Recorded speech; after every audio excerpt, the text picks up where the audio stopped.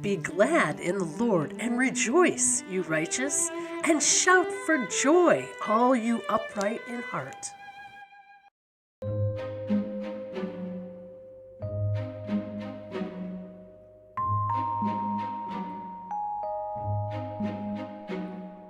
Welcome, everyone.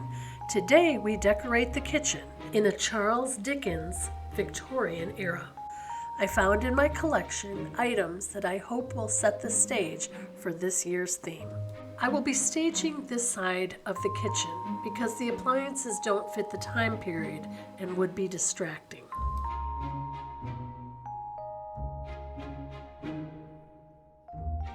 Here we have pudding molds, which was a very popular dessert in the Victorian era.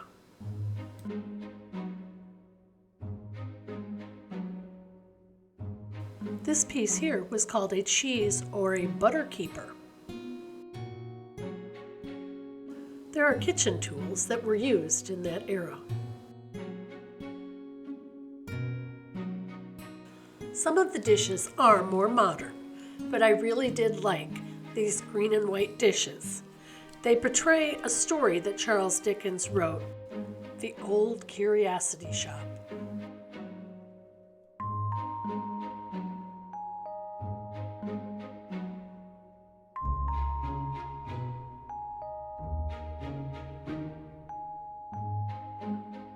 Some of the wealthier people had running water, but there was no liquid soap, bar soap for dishes and laundry.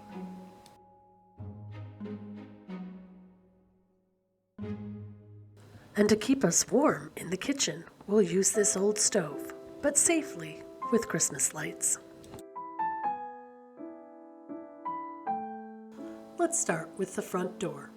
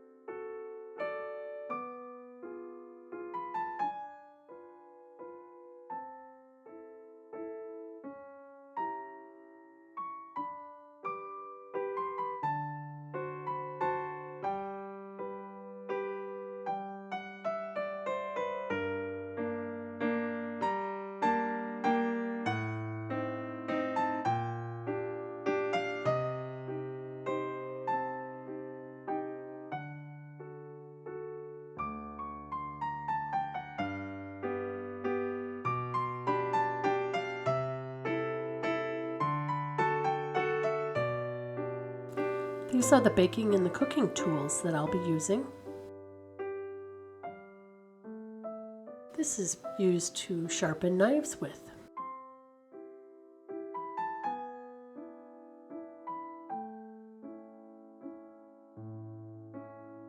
And a drawer for the everyday silverware.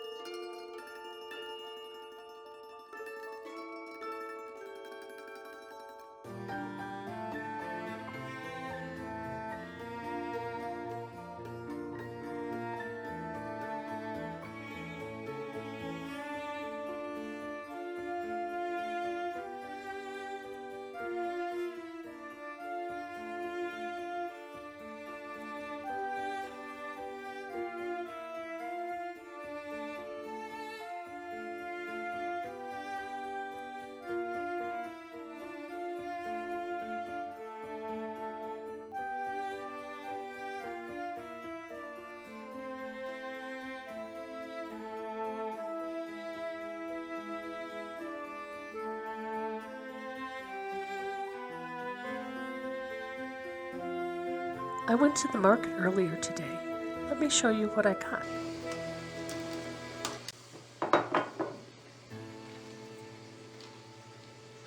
They had a nice selection of nuts.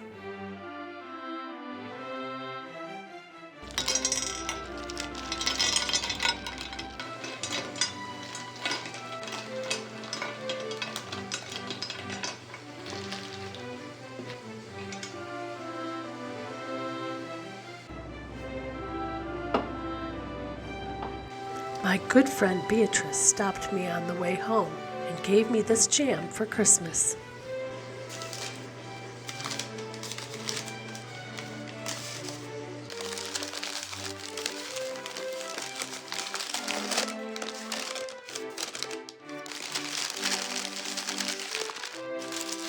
Always a good idea to keep extra candles on hand.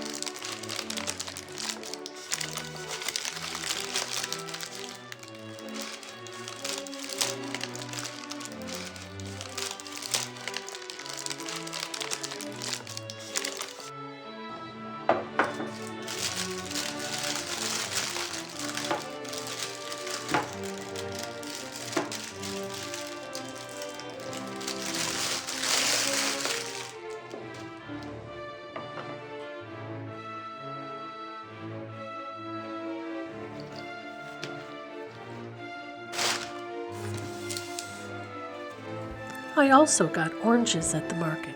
I'm going to separate 3 to show you a craft. I'm also going to go out and collect some evergreens for this craft.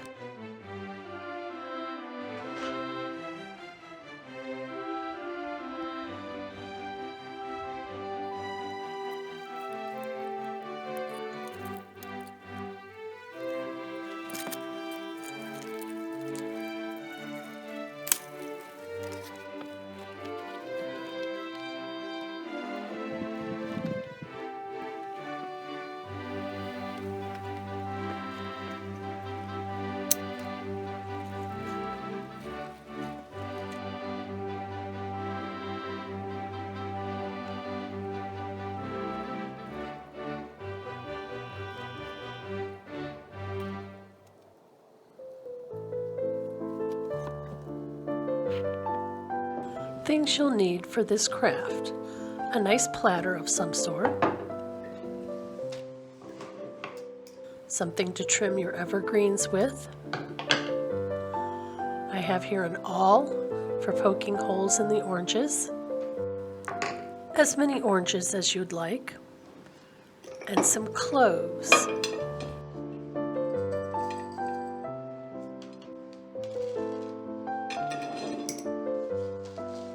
Start by layering your evergreens in whatever pattern you want on your platter.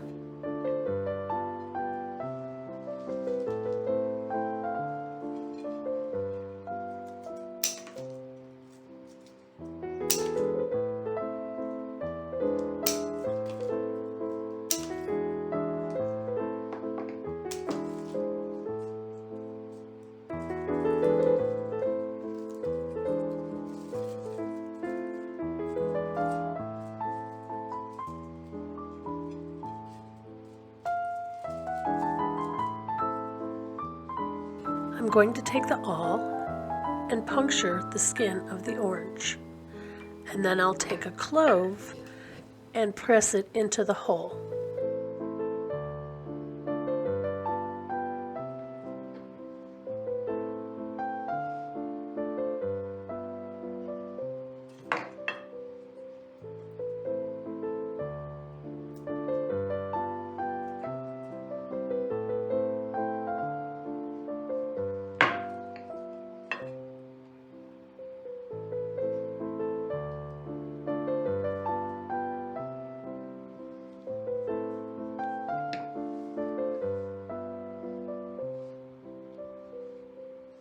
You can put in as many or as few cloves as you want. Make any kind of pattern, and you can even use your initials. I'm also going to use pine cones, and you can use berries if you wish, but I think the birds got them all.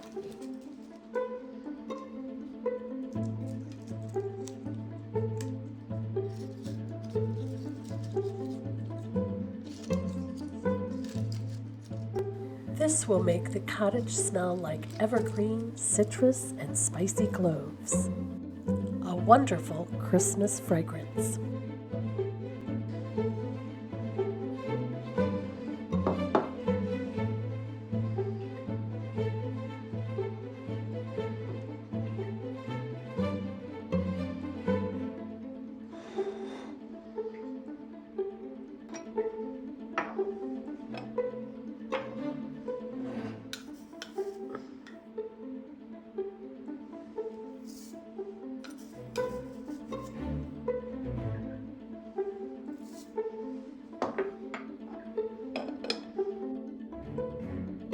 While we wait for the tea to steep, I'm going to start a fire in the fireplace, and we can read some more of Charles Dickens.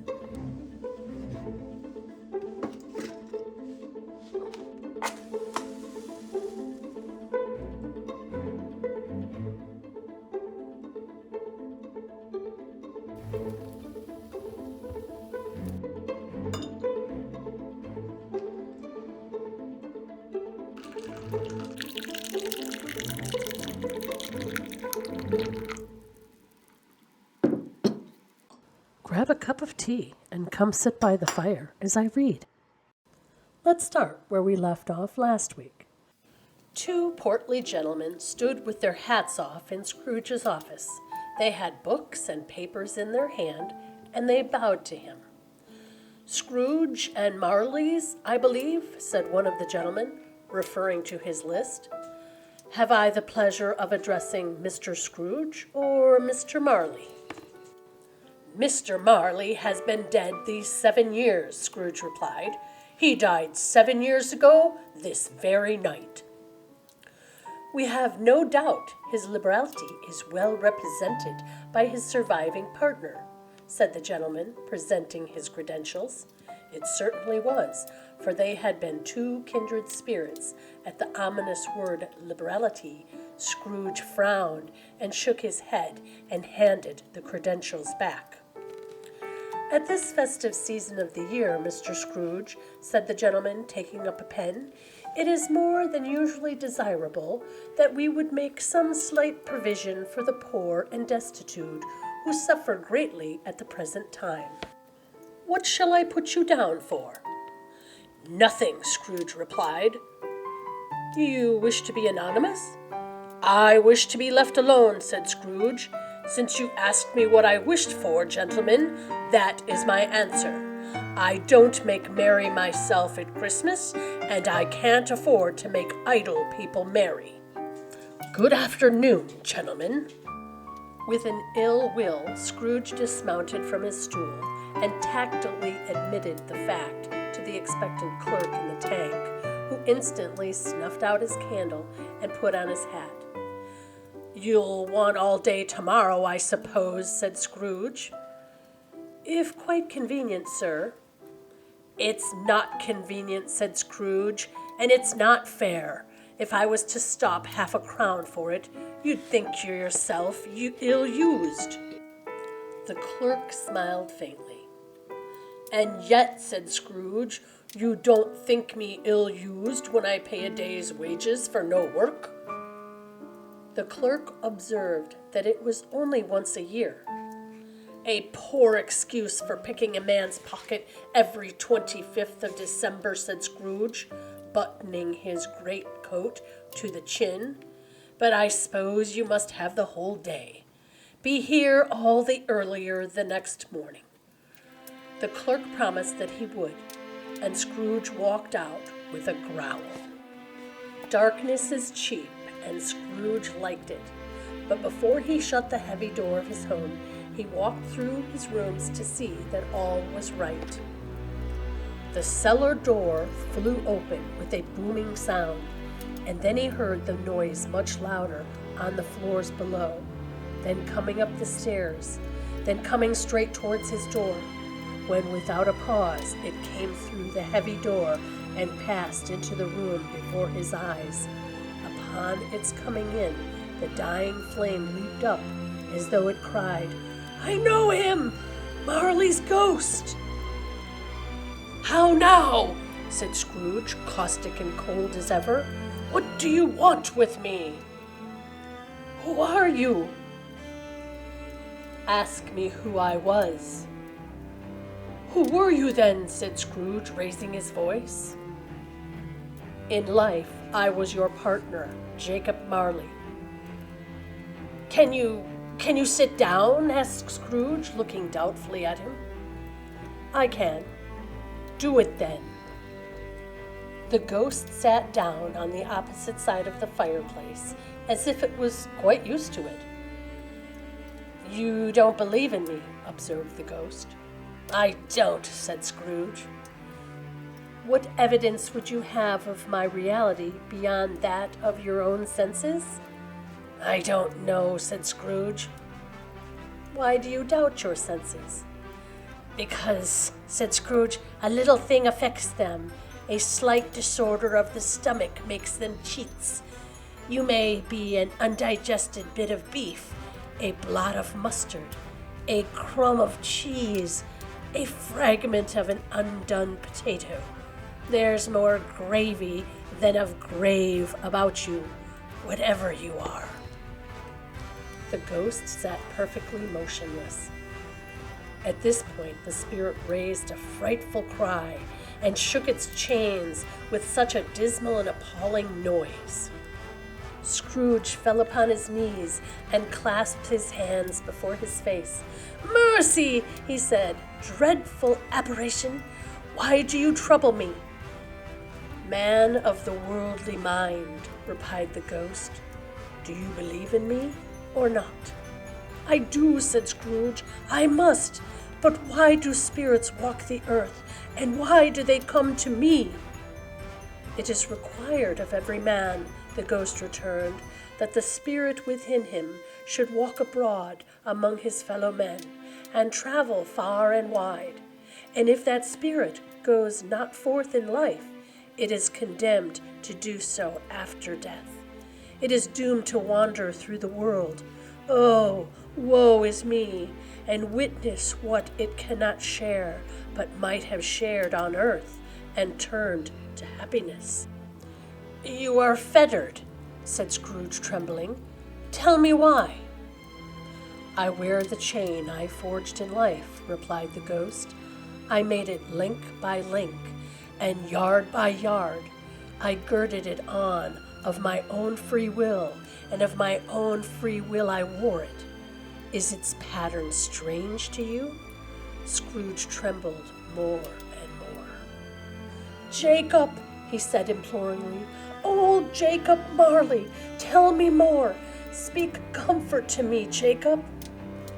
"I am here to warn you that you have yet a chance and hope of escaping my fate, a chance and hope of my procuring Ebenezer."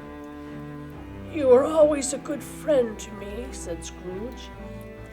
"You will be visited by 3 spirits. Expect the first tomorrow when the bell tolls 1. Expect the second on the next night at the same hour. The third upon the next night when the last stroke of 12 has ceased to vibrate. Look to see me no more, and look that for your own sake you remember what has passed between us." We'll end here for the day.